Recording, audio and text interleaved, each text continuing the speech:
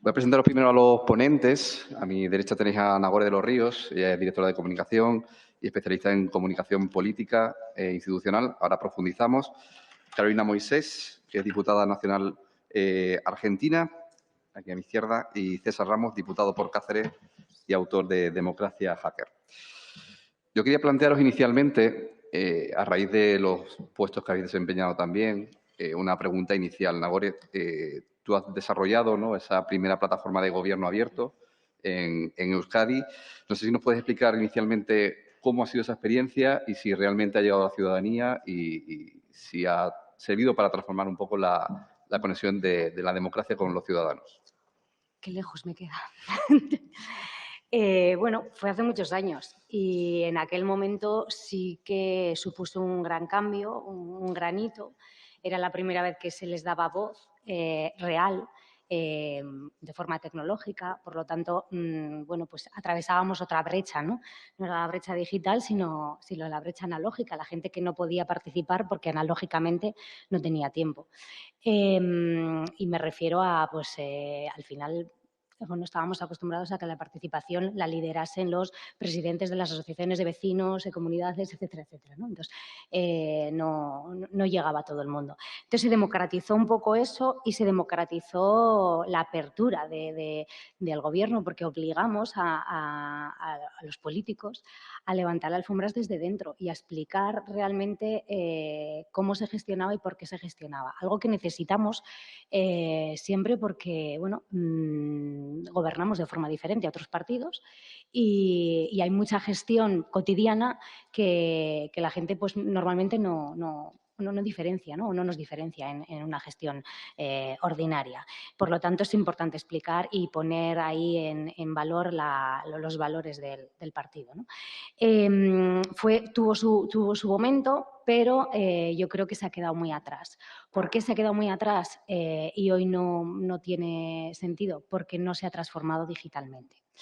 Es decir, no se ha utilizado, no se ha avanzado, no se ha transformado y no se ha utilizado las herramientas digitales, y me refiero sobre todo a los datos, para atinar, ¿no?, para transformarnos digitalmente de verdad. Y entonces el gobierno abierto no se ha transformado digitalmente y lo que pasa es que no se ha aprovechado pues, para segmentar, no se ha aprovechado para conocer realmente qué es lo que les importa a la ciudadanía, no se ha aprovechado para atinar y para focalizar bien los problemas, no se ha digitalizado ni se ha tenido en cuenta cuáles eran esas necesidades que tenían, ni esa personalización. A mí me encanta el inbound government, esas técnicas del inbound marketing que aplican bien las empresas y que los gobiernos pues, todavía no las estamos implementando, ¿no? Entonces, creo que ese sería el siguiente paso al gobierno abierto que habría que dar, la transformación digital en ese ámbito.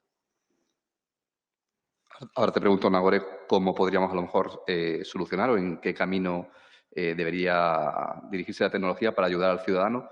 Pero vamos, si quieres, primero con Carolina, con respecto a lo que decía Nagore. No sé qué visión tienes desde Argentina de cómo se han implementado las tecnologías a nivel de democratizar, ¿no?, el día a día de las instituciones con la ciudadanía.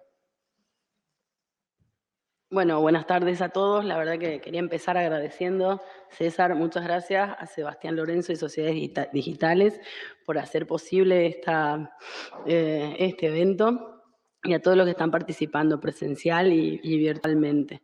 Poder llegar desde Argentina a hablar de estos temas, la verdad es que me parece que genera una ida y vuelta más que interesante y urgente también para que podamos acoplar nuestras perspectivas desde Sudamérica y desde esta Europa, digamos, que también han definido los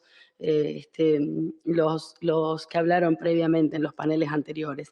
Nosotros creo que tenemos dentro de gobierno abierto o el impacto de las tecnologías en las gestiones de gobierno distintos desarrollos que tienen que ver con algunos impactos en el poder legislativo, donde hemos visto un avance fenomenal lamentablemente a partir de la pandemia, pero como bien lo dijo mi compañero Chepi y Sergio Massa de la Cámara de Diputados de la Nación, nosotros pudimos acceder en muy poco tiempo a una plataforma tecnológica y a una sesión permanente online que nos puso a la altura del Parlamento Europeo. La verdad que tuvimos rapidez, tuvimos eficiencia y sobre todo un acceso tecnológico de la propia ciudadanía a ver lo que estábamos haciendo y cómo lo estábamos haciendo y no paralizar uno de los poderes más importantes del Estado en uno de los momentos fundantes en los cuales necesitábamos legislación rápidamente y en un país tan extenso como el de la Argentina, donde necesitábamos las sesiones presenciales sí o sí,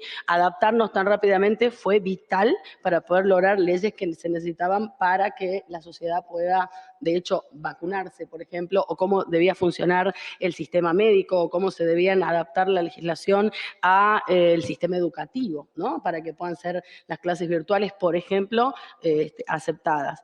Así también tuvimos un muy buen efecto en términos de aplicación de políticas públicas sociales, gracias a las bases de datos y gracias a las aplicaciones tecnológicas basadas en los bancos. Nosotros tuvimos un programa de asistencia directa a los sectores más vulnerables. Estamos hablando de más de 8 millones de personas en la Argentina que recibieron cuando se cerró todo por estar en la informalidad, o sea, pertenecer a sectores laborales informales o de bajos recursos o con los ingresos mínimos, ya sea por la jubilación mínima o por el seguro del paro, como le dicen ustedes, o sea, desocupados, que con la parálisis de la pandemia no hubieran tenido otra posibilidad de acceso económico, de recursos.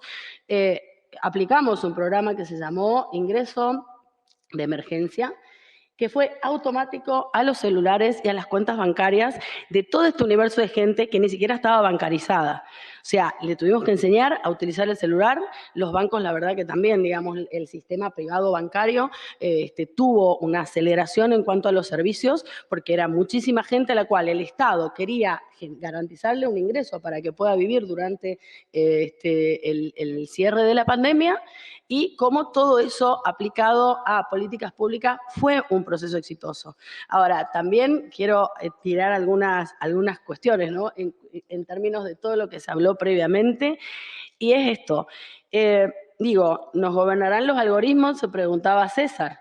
Y en el transcurso de los paneles creo que surgió la idea de quién gobierna a los algoritmos. Y yo me pregunto, ¿quién va a gobernar?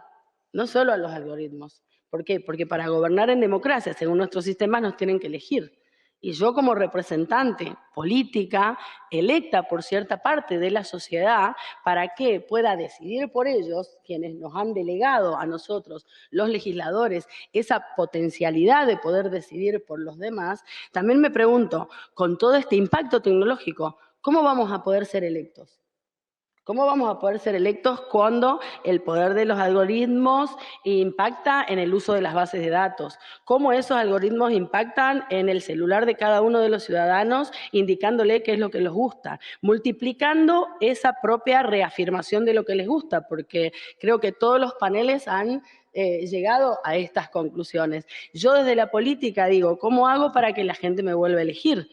Donde quizás en algún punto la correlación de fuerzas es totalmente distorsiva. Han hablado de brechas, ¿no? La brecha digital, la brecha generacional, la brecha de acceso. También está la brecha ciudadana con respecto a cómo elige y qué elige, porque a mí uno va practicando ese ejercicio de representatividad y tenemos que buscar cómo lo que somos sea lo que la gente elija, sin dejar de ser lo que somos, sin perder nuestra identidad, sin perder nuestra ideología y sin perder nuestros valores.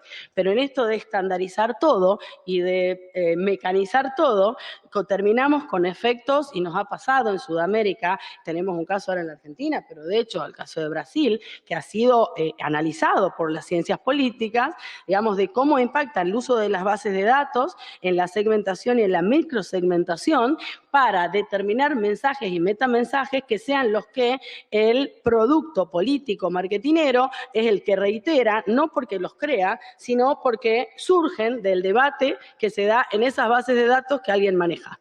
Digamos, no sé si soy clara, digamos, en la manera de expresarlo, pero a mí como política realmente me preocupa muchísimo es quién gobierna ese algoritmo y cómo, si a esto nosotros lo atravesamos con lo que hablaron de las fake news y el efecto de las fake news y la baja densidad de derechos que tenemos quienes somos afectados por esas fake news.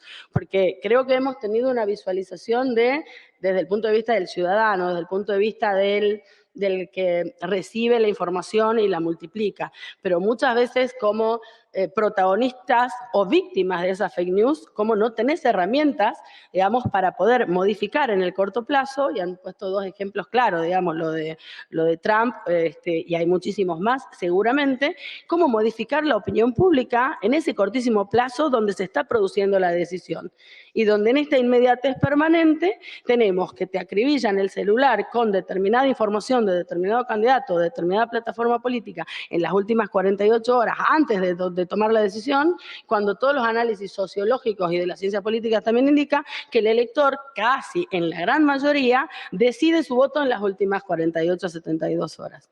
Entonces, bueno, la verdad es que tengo la cabeza llena de preguntas y estoy convencida de que la política, creo que lo dijo Lucía, es la política la que debe resolver y poner estos equilibrios. Ahora, ¿cómo la política se empodera ante este poder tecnológico, que está lejos de estar en manos de la política y está mucho más cerca de que la política sea manipulada y los esquemas de representación, como nosotros los tenemos categorizados desde las ciencias sociales, han quedado tan desactualizados que las ciencias sociales deberían actualizarse tan rápidamente como lo que necesitamos hacer los políticos para poder comprender, además, y prometí a mi hija que no iba a terminar de dar esta exposición sin nombrarla, de hacer el esfuerzo de comprender esos nativos digitales que tienen 10, 12, 13, 15 años, que en un par de años votan y que definitivamente están votando de una manera absolutamente diferente porque sus potencialidades de decisión, su multiplicidad de elección, digamos, es algo con lo que nosotros generacionalmente no hemos convivido. Entonces tenemos que hacer el esfuerzo también rápidamente de que el sistema se adapte, de que la política se adapte y las instituciones se adapten para que cada vez que abrimos el celular y nos ponemos a prueba en términos de recibir un servicio, de recibir un beneficio, de bajar una aplicación porque nos gusta, porque nos queda cómodo, porque nos sirve, porque nos es útil, al mismo tiempo estamos abriendo toda nuestra vida privada para que nos tomen esos datos en términos de cómo pensamos, qué nos gusta, con quién estamos, con qué personas nos relacionamos y hasta qué lugares vamos. Y entonces yo me pregunto, ¿quién gobierna eso? Porque quien gobierne eso va a terminar gobernando la opinión de quienes eligen a quienes gobiernan. Muchas gracias. Hablabas, Carolina, de cómo alteran los algoritmos los datos, incluso las decisiones, ¿no?, que toman los ciudadanos a la hora de votar. Durante el día hemos escuchado también esa alteración de la democracia o cómo las fake news afectan en el día a día en la toma de decisiones. En el caso de César, en su libro incluso pues, llega a plantearnos la necesidad de revisar nuestro sistema porque esto nos afecta en el día a día. Y yo te quería plantear, políticamente, ¿cómo podemos hacer para que la política, los representantes de los ciudadanos en este caso, también puedan controlar o hacer cercano al día a día de la política la toma de decisiones y las alteraciones que nos producen estos algoritmos a la hora de tomar decisiones, como ir a votar? Bueno, yo lo que sí creo es, y muchas gracias a los que continúan todavía aquí, cuando la gente se pregunta o nos pregunta, oye, ¿por qué los diputados no estáis todo el pleno allí sentado en el escaño, ¿no? Los plenos en el Congreso de los martes empiezan a las 3 de la tarde y terminan a las 9 de la noche. Viendo lo que ha pasado aquí, tiene cierta lógica que la gente no aguante tanto tiempo y además permanentemente siendo consciente de lo que se está debatiendo, porque somos humanos, ¿no? Porque no somos algoritmos, ¿no? Bueno, y después de esta pequeña introducción, además, como no hay muchos diputados aquí, hay algún diputado, entonces no voy a tener el riesgo de que me abucheen o que después me echen en cara mis palabras. Sí voy a decir una cosa, creo que la política llega súper tarde. Si le preguntas a la mayoría de diputados si creen que han entendido la revolución digital y la tecnología, voy a decir cuál seguramente sea la opinión o qué dirán una gran parte de ellos. Dirán, sí, yo ya mis intervenciones las hago con el iPad delante. Y seguramente eso es lo que entiende alguna gente, que es utilizar la tecnología para la política. Creo que, además, hace relativamente poco, presentando el último libro, no voy a decir dónde, para que no se identifique quién es la persona, un presidente de un parlamento me decía, sí, nosotros creemos en la tecnología. Ya incluso la gente puede utilizar las pantallas que tenemos para hacer una presentación. Creo que la política llega súper tarde. Creo que tenemos un problema muy gordo porque la política sigue entendiendo la tecnología como se entendía hace más de 10 años. La tecnología no es una herramienta, la tecnología es una herramienta y no es un fin. Y el principal problema que tenemos a día de hoy es que la tecnología ha cambiado radicalmente todo y ha acelerado los cambios. Y lo que está provocando es que la política está quedando descolgado a los ciudadanos que tiene que proteger. Y voy a poner un ejemplo claro que he tenido que sufrir estos años. Desde 2016 soy portavoz de Fomento en el Congreso de los Diputados por el Grupo Socialista. Uno de los casos que me encontré fue la gestión del conflicto entre el TAS y la VTC.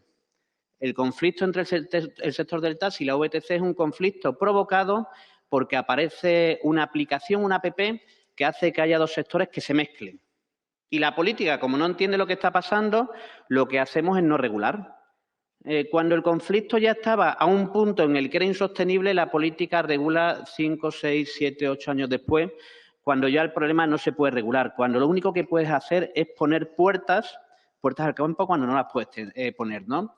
Creo que a día de hoy el reto principal que tiene la política con la tecnología es o somos capaces de ponernos a la misma altura y al mismo ritmo que están las empresas y las corporaciones privadas, o el día de mañana no nos gobernarán los algoritmos, nos gobernarán las grandes corporaciones empresariales. Y ya está pasando. Ellas entienden cómo se producen los cambios, ellas entienden cuáles son los retos de futuro y ellas aprovechan los resquicios que tiene la legislación actual para aprovecharlos y sacar los máximos beneficios.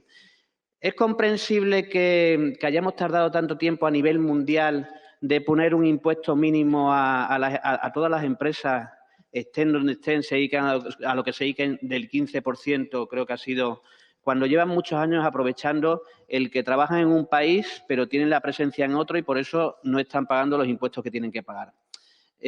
Yo, que normalmente soy optimista, voy a reconocer que en esto soy súper pesimista, porque creo que la política no está entendiendo los cambios, no está entendiendo los retos, no está utilizando, no está haciendo frente a esos retos, a lo que necesitan los ciudadanos, y lo que van a hacer los ciudadanos o lo que están haciendo los ciudadanos es desconfiar de la política, porque creen que no les somos útiles para lo que tenemos que ser. He puesto el ejemplo del TAS y la VTC, podría poner el ejemplo del alquiler de la vivienda a partir de APPs, podría poner el alquiler de lo que pasó con los autónomos que hacían de rider, que ahora la regula este gobierno, pero muchos años después de que ese fenómeno ya se produjera. Creo que tenemos un problema si no lo entendemos.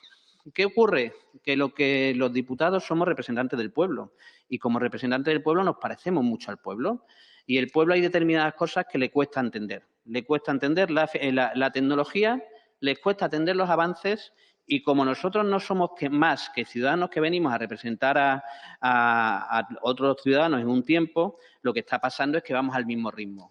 Yo creo que como no pongamos freno a esto, dentro de muy poco, como he dicho antes y con esto termino para abrir el debate, no nos gobernarán los algoritmos, nos gobernarán las grandes corporaciones que ya lo están haciendo. Vamos, si os parece, abrir un debate, podéis interrumpiros también. Ante las cuestiones que planteabais y desde la experiencia que tenéis las dos y César, ¿qué soluciones veis dentro de las propias instituciones para que no estén las corporaciones por delante de la política? Me refiero a, todos sabemos casos concretos dentro de elecciones en diferentes países donde sabemos que campañas de publicidad en los últimos días han afectado en la decisión de voto. O, por ejemplo, en el caso del gobierno abierto, al final son pruebas que han ido reduciéndose y que no han tenido todo lo que o toda la fuerza que se esperaba inicialmente. ¿Cómo se puede desde las instituciones regular esto y avanzar para que no sean las corporaciones las que estén por delante de la ciudadanía? Poniéndonos las pilas, o sea, y no es difícil. Es que no solamente los nativos digitales, yo tengo 45 años y yo no concebiría que en Pinterest vea un mueble y automáticamente no lo pueda comprar. Y en un solo clic. No concibo cómo veo un anuncio de una administración en la que se conceden unas ayudas y automáticamente con un clic yo no pueda solicitarlas. ¿no? La administración electrónica es un gran lastre y la administración electrónica tiene que estar a la altura del comercio electrónico, de las transacciones electrónicas, de la banca, etcétera, etcétera. Y la gestión de los trámites está muy ligada a la gobernanza y está muy ligada a la política, porque realmente desde las administraciones estamos mejorando la vida de los ciudadanos. Hay muchas partes que se pueden hacer utilizando la tecnología, ¿no? Aumenta la eficacia y la eficiencia y ese es el primer punto que yo creo que deberíamos. Y además que es que nos genera una ansiedad, un odio, a mí una rabia cada vez que me enfrento y no me considero patosa tecnológicamente, pero muchas veces soy incapaz de alcanzar el objetivo, ¿no? Cuando me relaciono con la administración. Luego, la transformación digital nos serviría, y ya entrándonos igual en el gobierno abierto también, para escuchar esas necesidades y esos intereses, ¿no? ¿Por qué? Porque el Big Data nos ayuda a adaptar nuestra estrategia y marcar la agenda política. A ver, una cosa son los valores políticos y quién está encima de los algoritmos, que somos nosotros. Por supuesto, a eso no hay que renunciar. A partir de ahí, programas. O sea, yo estoy enamorada de la conga. ¿Qué pasa? Que la conga, la rumba, para lo que no sepáis, un aspirador, ¿no? Bueno, me ha solucionado la vida, ¿no? En cuanto a limpieza, pero todavía está muy retrasada. ¿Por qué? Porque yo le digo lo que tiene que hacer y cuándo lo tiene que hacer. Ahora, el día que ella me entienda a mí y esté para servirme a mí y detecte que hay suciedad y entonces salga sola, y entonces no solo salga sola, sino que también vea que yo no estoy en casa y no me molesta, no estoy viendo la televisión y hace ruido, ese día estaré completamente satisfecha. Bueno, pues desde la administración pública podemos llegar a eso y mucho más, sin perder el control de los algoritmos, sin perder el control de la política. Hablábamos antes de, ¿nos van a sustituir los algoritmos? Por supuesto que no, los que pilotamos la nave somos nosotros. ¿Y vamos a ser todos iguales? Por supuesto que no. Cada uno gestiona con sus valores y en los momentos críticos es cuando entonces entran los humanos y no los algoritmos. Sí, en los momentos críticos entrarán los humanos. Ahora, ojalá la tecnología me ayudase a entender y a predecir los momentos críticos. Yo, cuando estudié Big Data, aprendí una cosa y era que lo importante de los algoritmos eran las preguntas que te hacías. Pero cuando estudié dirección de empresas, aprendí otra, y es que había que reservar siempre en caja una previsión de fondos por si llegaba una pandemia. Claro, ¿qué pasa? Que luego llega Papá Estado, ¿no? y nos ayuda a solucionar la papeleta. Pero es que a veces Papá Estado somos nosotros. Entonces, la previsión de la incertidumbre, la previsión de lo que va a pasar, y no solo económicamente, sino también a la hora de tomar decisiones, nos la pueden adelantar los algoritmos. Y el marco de opciones, porque no te da solo una respuesta a un algoritmo te da 3 o 4 soluciones. Y a partir de ahí, tú con tus valores podrás aplicar y podrás elegir unos u otros, ¿no? Pero el trabajo sucio de la conga la hace la conga. Yo no saco ya la aspiradora manual, ¿no?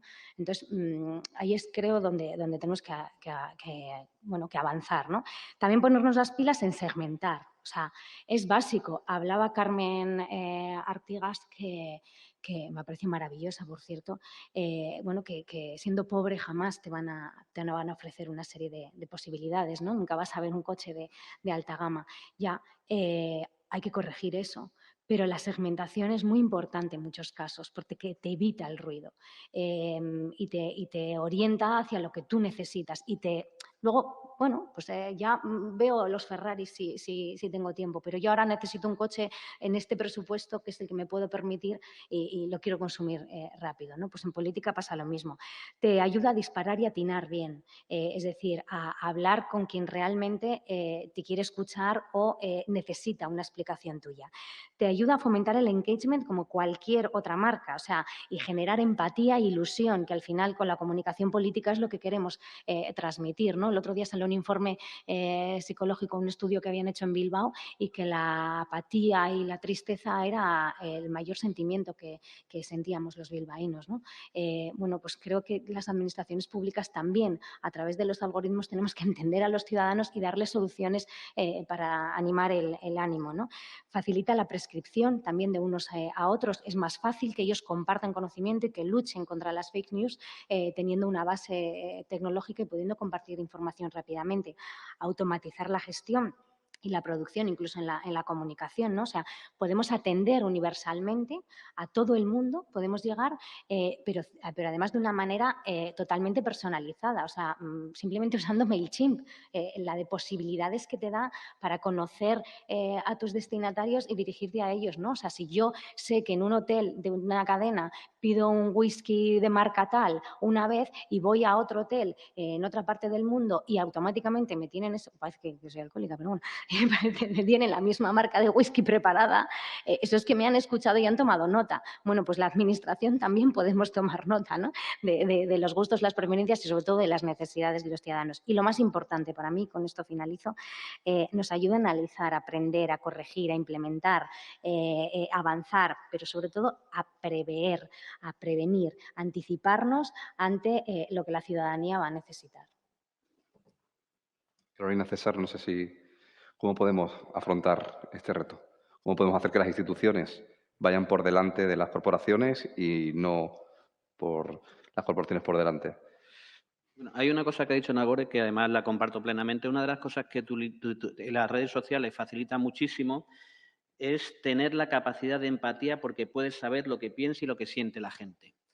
Pero para eso hay que ser consciente de cómo funcionan las redes. Si alguien que tiene representación política analiza los comentarios que le hacen en las redes, le puede pasar lo que le pasó al presidente extremeño Monago, que era por el Partido Popular, que abandonó Twitter diciendo que era un pudridero enfermo. Porque, claro, el ruido que se produce en las redes sociales y, sobre todo, para la parte política, si no tienen la capacidad de diferenciar, de segmentar y de eliminar el ruido, la percepción que te va a dar es que este mundo está lleno de gente que tiene una necesidad de terapia psicológica, ¿no? Pero cuando de verdad utilizas las redes sociales no para hacer publicidad, sino para segmentar, para escuchar y para separar ese ruido, es una herramienta poderosísima. Yo reconozco que soy un adicto a las redes sociales para el uso político. Además, por aquí tengo a alguien que le conocí por las redes sociales debatiendo con él, como mucha otra gente, ¿no? Y te permite, al final, tener una percepción de cuál es el sentimiento de los ciudadanos sobre lo que haces en política, sobre cuáles son sus prioridades, cuáles son sus preocupaciones, y te permite entender incluso cuando esté equivocado. Porque la gente a veces, y más en la lógica actual, toma decisiones con la información que tiene. Y durante la jornada hemos hablado que mucha de esa información es información que no es rigurosa, que no es real y que está llena de mentiras. Pero bueno, la gente se lo cree y nosotros tenemos que entender esa realidad para contrarrestarla. Y creo que la política, y lo decía antes también, con el uso que hacemos los políticos de la tecnología, creo que nos seguimos equivocando. Seguimos, después de tantos años, yo hoy he compartido o hemos compartido jornada con mucha gente que nos conocemos hace muchos años, que llevamos años hablando de tecnología. Yo creo que Seba después va a clausurar también. En el 2007, ha llovido un montón, 2007 Nagore también estaba, escribimos un libro de gobierno abierto entre 8 españoles y 8 argentinos. 2007. Si nos hubieran preguntado en aquel momento, en 2022, ¿cómo estaríamos?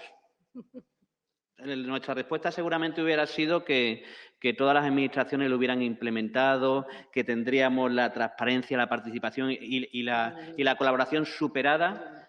Y si hacemos un repaso de lo que ha pasado en las administraciones, se quedó en eso. Se quedó en un discurso que se aprovechaba para, entre comillas, por parte de algunas personas, para ganar votos, pero no era una creencia real. Desde 2007. Es lo asombroso. Por eso digo que creo que la política, si le pasó eso con el gobierno abierto, como tantas otras cosas, con los retos que tenemos tan grandes por delante, la aceleración que ha provocado la tecnología, estamos perdidos. Y por eso, en parte, organizamos jornadas como estas, para que los políticos entendamos lo que otros ya han entendido. Pero como decía antes y termino, sigo siendo pesimista, porque lo que veo en lo que me rodea, creo que seguimos sin entenderlo. Creo que seguimos una lógica del siglo pasado, creo que seguimos en una lógica de la revolución industrial y no de la revolución tecnológica. Cuando la sociedad, esos que están en la calle, esos que nos votan y esos que esperan de nosotros lo mejor, están ya en una lógica distinta hace mucho tiempo. Y nosotros seguimos en un micromundo. Después de escribir el libro ese de Gobierno Abierto, hice otro ejercicio que era escribir Democracia Hacker, en la que ese tiene algo menos de años, pero tiene creo que 10 años ya el libro, en la que creía que los parlamentos se iban a transformar, se iban a abrir a los ciudadanos, se iban a actualizar. Y cada vez que participo en el Congreso como diputado sigue actuando con la lógica de hace un siglo. De hace un siglo. En lo único que nos hemos adaptado es que las intervenciones las hacemos leyendo un elemento electrónico, un aparato electrónico. Pero poca cosa ha cambiado. Bueno, ha cambiado que hay más espectáculos, que la gente se ha dado cuenta que para tener foco mediático tienes que llamar la atención, que si consigues llamar la atención, aunque sea haciendo el ridículo, te permite salir en las redes sociales y te permite que la gente te conozca. Como digo, creo que no hemos entendido no hemos entendido lo que supone la tecnología, pero lo más curioso de todo en estos años, que yo llevo muchos años en política, yo ya soy viejo, es que siempre creí que cuando llegaron los partidos nuevos, esos que venían a cambiar el mundo y que yo los vi entrar en el Congreso a cambiar el mundo, cuando pisaban moqueta se volvían más antiguos que los partidos tradicionales que tenemos más de un siglo. Y en eso reconozco que sentía cierta frustración. Digo, oye, por lo menos esta gente animará a que los que pertenecemos a partidos con gran trayectoria histórica nos desempolvemos. Pero siempre fue, por ejemplo, un partido como el PSOE, con tantos años de historia, el que siempre llevaba a la vanguardia los cambios. Y por eso, en parte, estas jornadas. Bueno, eso entra también con el tema de la resistencia, ¿no? que tengas y las ganas, porque no hay precedente, que a veces echa mucho para atrás, bueno, pues hay gente que sigue luchando contra ello, ¿no? De respecto al 2007 hay una cosa en la que no nos equivocamos, es que íbamos a seguir con el mismo pelazo, sobre todo Sebas, o sea que no estamos ni tan mal. Bueno, hay una cosa de redes sociales que sí que quería matizar y es que está bien leer las redes sociales, pero las redes sociales siempre las leemos de una forma subjetiva. Es imposible no hacerlo objetivamente. Por eso hay que utilizar la tecnología no para leer las redes sociales. Leer las redes sociales es como leer el hola, o sea, pasar el rato. Lo importante es analizar las redes sociales, meter tecnología, meter herramientas y que sean esas herramientas, que sean esos algoritmos los que te indiquen de verdad lo que se está diciendo. Porque al final tú escuchas a tus seguidores, escuchas lo que te aparece, escuchas tus muros, si te afecta te parece que te están acosando, te lo tomas a pecho. Entonces hay que ser muy objetivo y ver las redes sociales desde otro punto de vista que sea más tecnológico y no menos, o sea, y no tan intuitivo, ¿no? Quizás eso Nagore ayudaría también a ese gobierno abierto que no evolucionó como debería para entender más a la sociedad lo que nos demanda, ¿no? Y poder leer correctamente y no solo en parte lo que nos trasladan los ciudadanos. Es que lo digital, efectivamente, como dice César, no es traer un iPad, lo digital no es estar en Twitter, lo digital no es informarte o suscribirte a un podcast, lo digital es el Big Data. La transformación digital realmente es utilizar los datos y utilizar los algoritmos para sacar conclusiones y para ser inteligentes, para hacer algoritmos inteligentes que te hacen a ti más inteligente. Al final los algoritmos lo que nos ayudan, o sea, las herramientas, bueno, el Big Data en realidad es una herramienta que nos ayuda tanto a los directores de comunicación como a los políticos a tomar decisiones de forma no intuitiva, de forma, bueno, pues científica y con garantías, ¿no?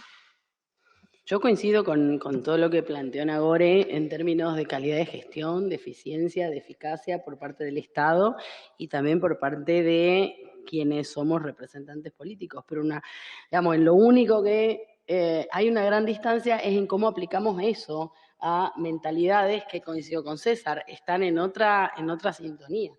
Digamos, todavía hay una política muy marcada por los criterios partidarios, ideológicos y de formación de una cultura democrática distinta a la que hoy intercepta la tecnología y la rompe, la atraviesa. Entonces, me parece que ahí, si bien las herramientas están con esos objetivos y creo que pueden ser muy buenas para la democracia y para mejorar la gestión de gobierno, también hay que tener en claro que todavía tenemos estructuras estatales, estructuras partidarias y estructuras ideológicas demasiado cerradas y que no son permeables a estas transformaciones y estos cambios, porque estas transformaciones y cambios exigen del dirigente, exigen del funcionario, exigen del burócrata, digamos, un nivel de adaptación que no están dispuestos, digamos, a ceder, ni siquiera en función de ganar más votantes. O sea, yo simplemente soy descriptiva de la realidad de la mentalidad de un político. O sea, ni siquiera aunque le digas, si vos cambiás y lees esto y vas a ganar más votantes, la verdad es que yo estoy viendo una gran dificultad de adaptación en toda la clase dirigente, no solamente en la clase dirigente política, en la clase dirigente política, en la clase dirigente empresarial que no está, digamos, en el mundo tecnológico, digamos, los ámbitos económicos y empresarios más tradicionales, ni que hablar en las clases dirigentes sindicales, ni que hablar en las clases dirigentes docentes, por ejemplo. Porque acá creo que en ningún panel se habló del tema educativo. Y la verdad es que yo, si de algo me tengo que aferrar a que haya alguna transformación y que sea la clave para atravesar todos los planos, es que hablamos de un debate o de una revolución o de una realidad, digamos, cada uno dirá qué es, que tiene impacto en lo ético, en lo jurídico, en lo económico y en lo político. A mi criterio, condiciona estos avances tecnológicos, condiciona todos los planos. Ahora, la única clave que yo encuentro, digamos, en nuestra sociedad, en la historia, digamos, como para ejemplificarlo y mirar el futuro y sobrevivirlo, como dijo uno de los panelistas, es pensar en la educación. O sea, cómo transformamos el mercado laboral a través de una educación adaptada a todas estas nuevas tecnologías, usando esas nuevas tecnologías, con una concentración de recursos económicos en manos de quienes tienen esta tecnología, pero sí hay que buscar que haya una regulación, una reglamentación para que por lo menos esos recursos del conocimiento científico realmente puedan tener acceso, digamos, el sistema educativo. El sistema educativo a nivel inicial, primario, secundario, universitario y en las tecnicaturas, porque ¿cómo controlamos ese gran poder si no tenemos el poder del conocimiento para poder comprenderlo? Entonces, podemos tener las herramientas jurídicas o no las tenemos, como decía Paloma, creo, porque tenemos la herramienta jurídica, pero en realidad no la podemos aplicar. ¿Por qué? Porque esto es extraterritorial. Entonces, la verdad es que creo que en el único lugar donde podemos impactar es en las mentes de las nuevas generaciones a través de la educación, para que no se dejen llevar ni por la manipulación política de la Big Data, ni por la fake news, ni por un político atrasado que no puede comprender cuáles son sus necesidades, ni por un Estado burocrático que con un clic no te da acceso a una solución inmediata. Aún así, yo creo que la transformación digital viene de arriba abajo, o debe venir lo mismo que el gobierno abierto vino de arriba abajo, porque la población ya está digitalizada.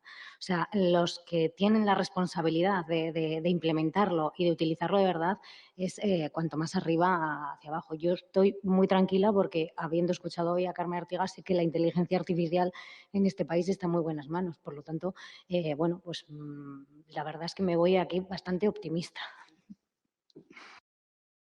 Carolina, no sé si los avances muchas veces se producen por mímesis, no sé si nos puedes poner algún ejemplo en Argentina de políticas concretas que estéis trabajando para convertir a esta incertidumbre un poco en realidad, políticas concretas en Argentina o experiencias que hayas vivido allí.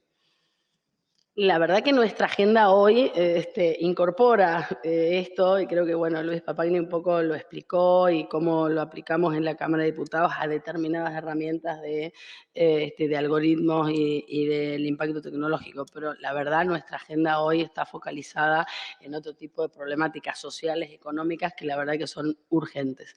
No queremos dejar de ver lo importante y lo urgente y necesario que es trabajar como Estado en este tipo de planos. Pero sinceramente creo que hoy el tema de la inflación que impacta en el mundo, el tema de la alimentación, el tema de los desequilibrios económicos, el tema de la reconversión laboral, tenemos una agenda bastante intensa en términos de problemas básicos todavía no resueltos.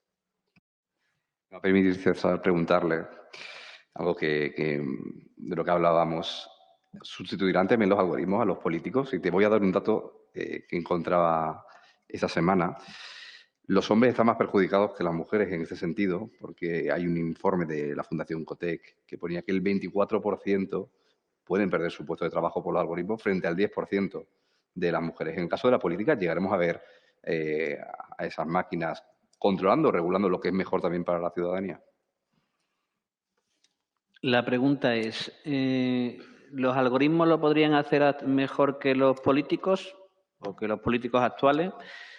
Si le hacemos esta pregunta a los ciudadanos, ¿qué creéis que responderán? Con lo mal que estamos vistos, no tengo ninguna duda que la respuesta es que seguro que lo hacen bastante mejor que nosotros. Hay algo que tengo claro, además tuve la oportunidad de reflexionar en un artículo sobre esto, y que además a lo largo de la jornada de hoy mucha gente lo ha nombrado, lo ha dicho y lo ha mencionado. Hay determinadas cosas que un algoritmo nunca tendrá. Nunca tendrá emociones, nunca tendrá sentimientos, nunca tendrá empatía, nunca se pondrá o hará políticas con piel, que hacer políticas con piel es ponerse en la piel de la gente y lo que puede sentir. Entonces, bueno, un algoritmo podría hacer determinadas políticas mejor que nosotros. Pero como algunos pensamos que la política gran parte tiene que tener empatía, sentimiento, emoción, sentir lo que siente la gente, un algoritmo no lo va a poder hacer. Pero también voy a hacer una reflexión en el sentido contrario. El problema es que no tienen sentimiento, no tienen emoción, no tienen empatía y han entendido incluso la actitud política o la actuación política como aquello que es replicar lo que han visto que hacen otros. Yo voy a reconocer que hay algo que me indigna o que me frustra, que es ver a políticos sin criterios. Los algoritmos no tienen criterio, los algoritmos el criterio se lo marca previamente el que lo ha programado. Creo que los algoritmos no sustituirán nunca a los políticos porque no tienen esa serie de elementos que tenemos los humanos, pero también creo que hay muchos políticos que podrían ser a día de hoy sustituidos por algoritmos y lo harían magníficamente y bastante mejor que muchos políticos. Vamos a ir finalizando, pero antes quería que hicieseis una conclusión cada uno. Hemos planteado que la solución o el camino tiene que estar en parte en la educación, en la alfabetización, también en la legislación. Aspectos concretos o pasos concretos que debemos dar para avanzar y para que los gobiernos realmente ofrezcan herramientas o armas digitales con los que proteger también a su ciudadanía y con los que avanzar y mejorar en esa democratización. Protegernos de nosotros mismos, ¿no? Yo creo que los datos, que son la herramienta que al final permite empoderarnos tanto a los DIRCOMs como a los políticos para que podamos tomar decisiones y ejercer nuestro trabajo de una forma muy profesional y de una forma solvente sin sucumbir a presiones de muchos tipos que tenemos. A veces presiones sociales, presiones de lobbies, presiones del propio partido, presiones por arriba, por abajo. Entonces, creo que los algoritmos y los datos, la ciencia nos va a dar la herramienta y el poder para demostrar que hacemos algo con conocimiento, ¿no? Por supuesto, y reitero, anteponiendo la política y anteponiendo los valores y anteponiendo tus objetivos y tus sentimientos, ¿no? Por delante de los algoritmos. Para mí están las políticas públicas que busquen equilibrar la igualdad, digamos, achicar la brecha digital, que los chicos, en el caso de Sudamérica, por ejemplo, no es habitual que todos los estudiantes puedan tener acceso ni a la tecnología, ni a las herramientas tecnológicas, ni a la conectividad, ni a las computadoras, y esa es una realidad en gran parte de todo nuestro continente. Por ahí, desde ahí la visión quizás sea distinta. Para nosotros es poner la herramienta tecnológica en las manos de esos, digamos, de esos jóvenes, de esos niños y también del Estado, que los gobiernos locales puedan aprender a manejar este tipo de tecnología para acercar sus decisiones políticas, pero fundamentalmente que haya políticas que hoy, creo que en el primer panel se lo dijo muchas veces, nosotros somos generadores de riqueza, pero las redistribuimos muy mal. Bueno, hoy Argentina está alimentando al mundo más en tema de estos desequilibrios que se han generado con la guerra, y sin embargo tenemos altos niveles de pobreza y de desocupación. Entonces, para mí la clave, digamos, es trabajar sobre eso rápidamente para que esa distorsión que hay dentro de las propias clases sociales, dentro de un continente, también las podamos igualar geopolíticamente entre los avances tecnológicos de algunos continentes con otros que venimos un poco más atrasados. A mí los datos me parecen una poderosísima herramienta para hacer política y hacer política con un criterio lógico. Y para eso, bueno, aprovecho para hacer publicidad de la PNL que lleva el Grupo Parlamentario Socialista al próximo pleno. Llevamos una PNL que lo que habla o lo que impulsa es el que se utilice el Big Data, se utilicen los datos para diseñar las políticas de movilidad y diseñar las infraestructuras que son necesarias. Como he dicho antes, soy portavoz de Fomento desde 2016. Y por mi despacho ha pasado gente de todos los territorios intentando argumentarme por qué era necesaria una autovía, una carretera, un puerto, un aeropuerto. Y me lo podían vender de la forma más maravillosa del mundo. Pero la única forma de saber si es necesario o no es necesario es tener los datos para ello. Tenemos la suerte de que los extremeños que hemos estado muy mal comunicados por tren, dentro de muy poco vamos a tener un tren que nos va a comunicar en menos tiempo. Y con el Big Data hicimos un ejercicio, gracias a Miguel, que además el que colabora conmigo y además se ha currado toda la jornada, conseguimos analizar con los datos de movilidad de los extremeños. Acora tiene, el tren va a comunicar con la capital autonómica, con Mérida, y el análisis que hicimos es, Acora llega la mayoría de gente que va a Mérida, que llegaba entre las 8 de la mañana, las 9 y las 10. Entonces, si somos inteligentes, haremos que los trenes desde otros puntos de la región lleguen a Mérida a esa hora, que es a la hora que la gente lo necesita. Para eso sirven los datos, para que hagamos políticas teniendo criterios bastante más razonables de cuál es la realidad y cuáles son las necesidades.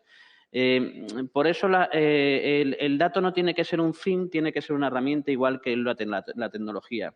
Y tenemos una oportunidad de oro. Tenemos que aprovecharlo, tenemos que hacer uso de ello y además en una lógica en la que los diputados españoles, aunque la gente no lo crea, no estamos dotados de un montón de recursos. No tenemos miles de asesores, bueno, no tenemos ni 2 asesores, ni 3, ni 4, no tenemos gente que pueda colaborar con nosotros y cada día con nuestro voto y con las cosas que decidimos y con las enmiendas que aprobamos y que negociamos con otros grupos, tomamos decisiones súper importantes para este país. Ya que no tenemos esos recursos, digo recursos humanos que nos puedan ayudar, por lo menos los datos pueden suplirlo. Y creo que tenemos que aprovechar esas herramientas para eso, para hacer mejor política. No voy a decir que ello vaya a servir para que los ciudadanos empiecen a confiar más en nosotros, pero seguramente sirva para que nosotros nos sintamos más satisfechos de nuestro trabajo y no tengamos ninguna duda que lo que hemos defendido o lo que hemos impulsado, por ejemplo, pidiendo determinada infraestructura, tiene una lógica detrás basada en datos que lo corroboran. Bueno, quería daros las gracias a los tres. Hasta aquí también sea un poco de dónde están las instituciones y hacia dónde tienen que caminar para que el Big Data no nos controle a nosotros al final.